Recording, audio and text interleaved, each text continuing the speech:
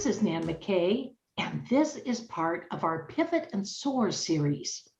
We're interviewing trailblazers who have pivoted away from their former career to another venture by creating a business.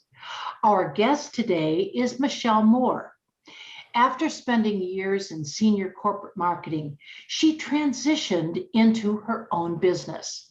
And she's now pivoting again, creating a convenient and enjoyable way for women to partner with the businesses and nonprofits that are committed to championing women. So welcome, Michelle. Thank you so much. It's wonderful to be here. Take us on your two pivot journeys. What was your career pivot prior to pivoting that first time? And then what business at that time did you pivot to? Okay, well, I started out in marketing for a division of Whole Foods and decided to make a change over to a small tech company when the dot-com buzz was really loud. And unfortunately, soon after I got there, realized that they were looking to be acquired and fairly quickly did so by American Express. And at that time, the marketing department was laid off. We had a 2-year-old at home and we were pregnant with our second. So I took a little time then to do some reflection and always had that little bee in my bonnet that I thought I would eventually at some point have my own business. But I couldn't tell you what that looked like, product-wise, service-wise, that piece was not there. And so as I was taking a little time to figure out what I was going to do with my life, once our daughter arrived, I was invited to, of all things, a jewelry party by the mother of a little girl that my son went to daycare with. And I didn't really know her, but I'm a sucker for championing women in business. And so I thought this will be a fun evening out. My husband was happy to hang out with the kids that night. And I went and thought I would just see some fun people and buy a pair of earrings for my sister for her birthday. That was the plan. At that time, though, I overheard someone saying that the woman selling the jewelry that night was making 50% of everything she sold without quotas. And I saw how excited everybody around me was about this jewelry. And I came home and sat on the bed and said to my husband, I think I'm going to do this business for a little while, just as a stopgap to getting out of the house and making a little bit of money while I figure out my next career step. Well, fast forward 14 years, and that was the business that ended up allowing me to work from home while raising my children. And I learned so much about women and their buying habits and what they get excited about supporting and what kind of service they really respond to. So I learned a ton about women and shopping, and was able to grow a sales team of almost 200 women also. So that taught me that piece of women in business and what kind of support they need to feel like they can gain the confidence and the skills that they need to be successful. And then the third piece was learning how to be a business owner. So that was a tremendously rich, 14 years. But at the end of it, I decided I wanted to retire the business because my kids were getting older. That model that served me so well was no longer quite the right fit. And I still felt that there was a career left in me that was a little bit more of a personal one. I didn't quite know what it was, but I just really felt I needed to try to pursue that.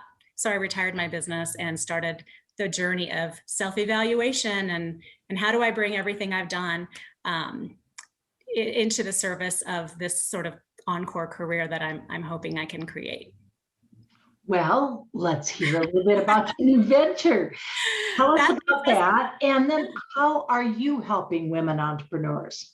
Okay, well, the business that I created throughout this process of self-evaluation and really taking stock of what I had already learned and experienced and accomplished and how I could channel that into this next level that I was hoping would be able to impact women on a larger scale, came to be in the form of what is now called ElleRate, which is going to be launching in early September.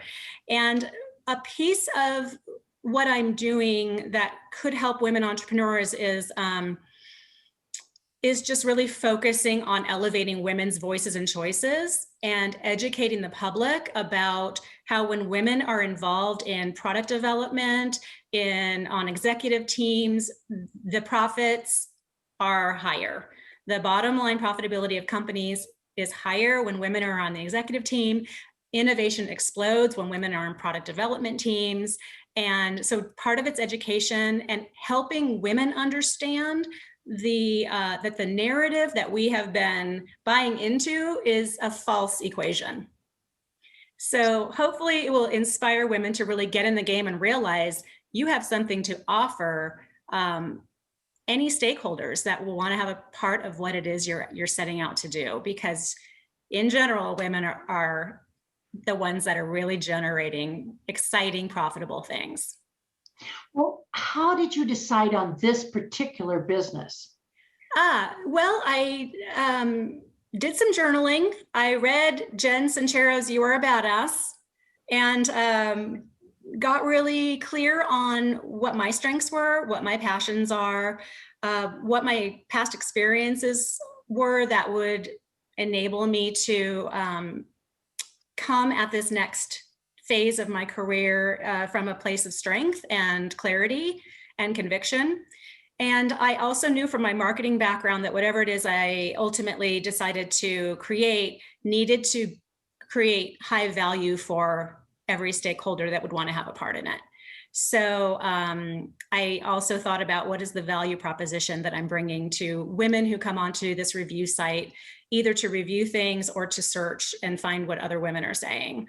I needed to think about the value proposition I was offering to businesses that would want to have a presence on our site through what are called showcase profiles, which are basically mini websites where businesses talk directly to their women supporters, customers, donors, if you're a nonprofit, and talk to us specifically about what you know about our lives and our wants, our needs, and our desires, and how you deliver on those things, and why we should choose to support you financially versus your competitors, for example. So there's a place of strength that businesses on our site are going to be coming from when they're speaking directly to my audience of women who are going to be values-driven women who really want their money to go toward a better world, not just continue to fund a world that is not necessarily supporting them in return. So, and then from a shareholder's or an investor standpoint, this could really compete with Yelp. It can be a better, more constructive, and more overall positive experience for anyone who is involved in us. They can still get what they're getting from Yelp, plus so much more. What advice would you have for someone who's maybe thinking about quitting their job and starting a business? I mean, it seems scary to people to make that leap. Understandably so. I believe it depends on the scope of what it is you want to do, what variables you already have in place, whether that's experience, a great network, access to capital. Those are all great assets to have in your toolbox, but it really, if you're a CPA and you want to start your own bookkeeping business, I say do it yesterday. There's not going to be big overhead. Most likely you have access to a great network. You're proven in your field. You're an expert. You've got the credentials, and it should not be that difficult to make that switch. In my opinion, you have all the good parts, where you're going to be able to, really create how your day unfolds, who you take on and who you don't take on as clients, and so on, all the wonderful pieces. You're pretty ready to get going already. But if you're going to be doing something where there's a huge learning curve, or the case that you are presenting about how qualified you are to be the one to do this is a little bit more of a stretch. Personally, 14 years in my jewelry business did isolate me while raising kids, did isolate me from my professional network. And I paid the price for that. It's been 4 or 5 years now of rebuilding that. And that was a steep price to pay by kind of opting out. So if you have issues like I did, just plan on being realistic, trying not to act on impulse, try to map out what you're bringing versus what you might be lacking to be able to really pull this off. Try to put your expenses to that list, and then maybe double it in terms of how much it's going to cost and how much time it's going to take. And that was the hardest thing. I did not want to hear when people were saying that to me, but unfortunately it did transpire to being the reality of it all for me. I think the hardest thing for people, especially if they're working right now, Yes. is the thinking, okay, I've got my medical, I've got my 401k, I've got my salary. How do I give that up to go over here to something that is like a total unknown? How do I do that? I would say, how strong is your passion for what it is you want to do? If you can tap into the courage of your convictions that this is what you're here to do, for me, the deathbed regret is a strong deterrent to me giving up when I'm feeling like I'm hitting rough waters. I don't want to have regrets on my deathbed. And I know that I know that I know that I can do this, and I will do this. And I have a vision, and I have all the steps drawn out to how I'm going to get to that vision. It's not a pipe dream. It's not a lark. I am going to do this, and the people who are going to help me along the way will appear, and they have appeared, and they will continue to appear. And they will do that for you too. If you have that force and that conviction, you will attract the people who need to help you get there. Describe some of those first steps that you're talking about, real concrete steps. Yes. What did you do to actually take the steps to create your business? So that was part foresight, part sacrifice, part cobbling things together. We had purchased a beautiful, very large fixer home. And so when I retired my jewelry business, I did, while I was journaling and figuring this next step out, was also doing my fair share of fixing, beat up wood floorboards and putting up backsplashes. I'm not a handy person in general, but thankfully we've got YouTube, and we were able to, just get a lot done on that sweet house that really needed our TLC, and we're able to do well by it.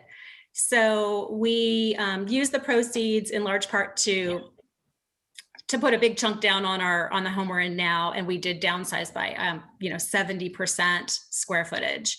I don't need a lot of stuff. I need a lot of freedom. And so there's these trade-offs, and some of it's habitual, some of it's societal, where you think you have to have this much money to be able to do these things. And I just really had to have a big talking to with myself about what I wanted for my life, and that this stuff just wasn't bringing me the fulfillment. What brings me the fulfillment is being very stubborn and determined and following that path and making progress on it, and just living the life that only I can live. It's not anyone else's. It doesn't need to look like theirs. So we fixed up a house, we downsized, we downgraded cars, simplified. I can sort of remember the last time I bought a pair of shoes, but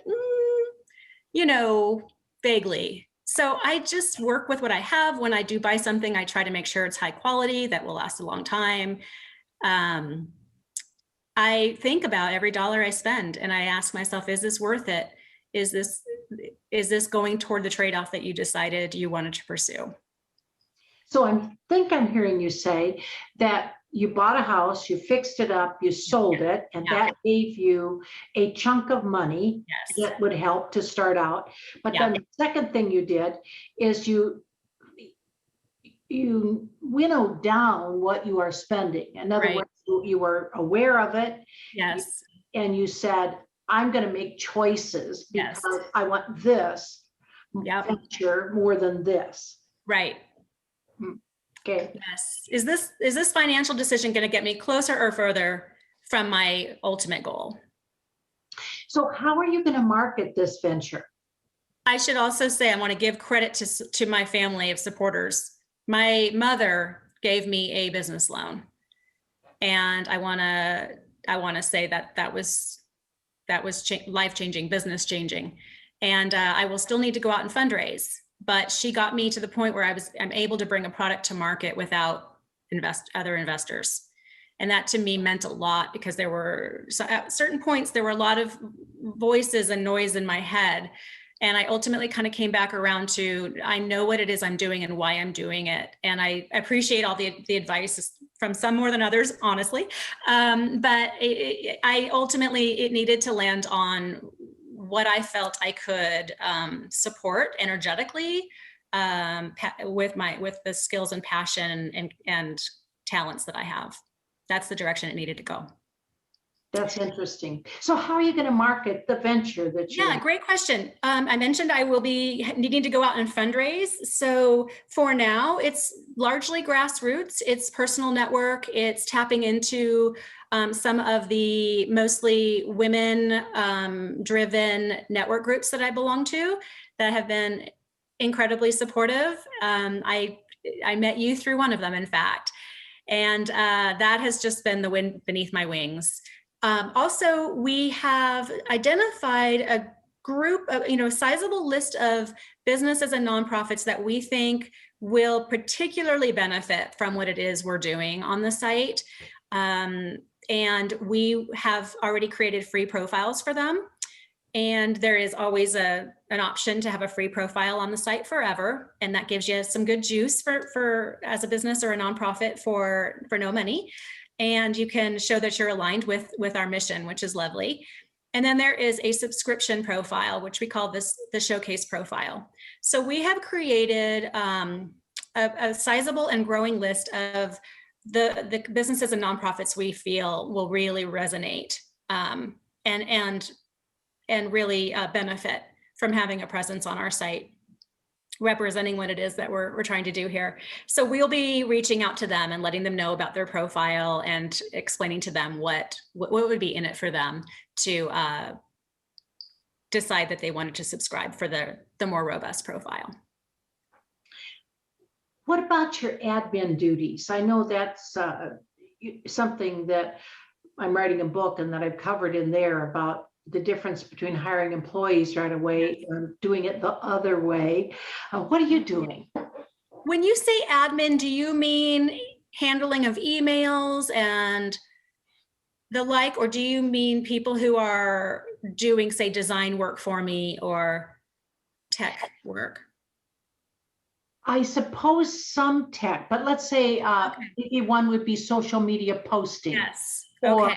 Another one would be, for me, it's sending out an email when it's time for posting. Okay, so I have been doing a lot of that myself. I have some graphic design help, and now I have on contract a full-time employee through launch and a little bit beyond that I pulled the trigger on hiring because she was available. We have a long-term relationship. I know her work ethic. I know the quality of her work. And I just swooped in and we figured out a way to make it work. So she is on a 6-month contract, and she's been helping me quite a bit with pulling together sales collateral, social media posts, public relations. We're just getting started on that now. And so I do have a full-time person helping me for now. Were there any considerations that you had to make for family life?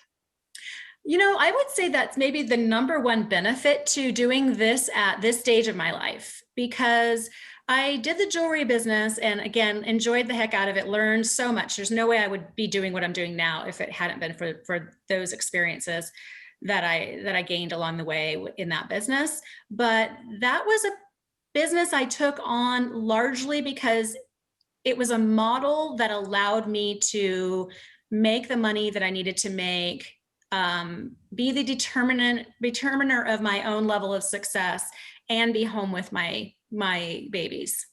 So as much as I enjoyed it, it was a sort of something I chose as the best of my options for that phase of my life. Now I am literally days away from, we are literally days away from being empty nesters.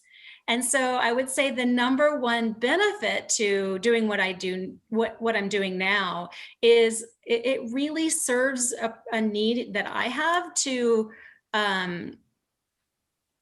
have something very rich and robust and meaningful in my life while my kids are off doing what they need to be doing to create their lives. I anticipated that there would be a huge gap in my life, and this is partially how I'm looking to fill it. Tell us about one of your surprises along the way, whether it was a good surprise or a bad surprise. Well, excuse me for a moment. I would say that it is, when I think of surprises, gosh, I tend to be a pretty intentional person and a planner. And so I can't imagine, there's really not a lot that comes at me that's a huge surprise typically. So it's more of a personal one, that my dad got sick and very quickly was gone. Fairly, I'd say young. To me, he was very young still. And so that was a surprise, is just one day he got a call that the doctor had missed something on an x-ray. And because we live, 1,000 miles apart, it's still very easy for me to still think of him as being there. And every time I think about him really being gone, there's a little bit of an element of surprise to that. It just really happened fast. And it also taught me, like, get on the stick and do what you want to do with your life, because, our days are numbered and not guaranteed. That is absolutely true. And the older you get, the more you realize that. No question. Absolutely. Right. Yeah. And the more people in your life that are experiencing something similar, it becomes more of the norm that we're heading into. In working on this last business, share with us maybe 3 of the most important lessons that you've learned. Well, I would say at this stage of my life, I have done enough, proven enough, experienced enough that I can trust my intuition, my wisdom, my vision, at least as much as I'm trusting the word of someone else, whether they're an expert in their field, an author, an advisor somebody introduced me to. That really, I need to give the appropriate amount of weight to my own wisdom as I am to anyone else's. So that is a big lesson. Also, a small but loyal support group who has already seen you accomplish some pretty kick-ass things, if you don't mind saying. They're not going to waver. They're the ones that are going to be with you throughout all the twists and turns. And depending, again, on the scope of what it is you're out trying to do, there will be significant twists and turns, highs and lows. Not everyone's going to make it to the finish line with you because they have their busy lives. But there's a small few, I hope I have, and I hope everyone out there has, that knows what you're capable of, that has seen you do it, and that is going to be with you every step of the way and will be with you at the finish line. And those are priceless people to have in your life. That's another lesson I learned. And also that despite significant trade-offs that I've chosen to make, I am still extremely fortunate to be able to pursue this path, even though some days you don't feel that way.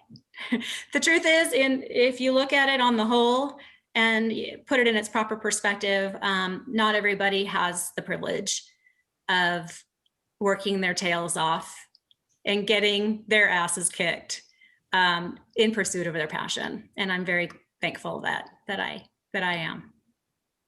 What do you like best about your entrepreneurial lifestyle?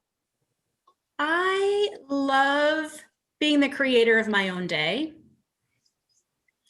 You know, as I was just alluding to, the long hours and the hard work are not optional. Those are a piece of this.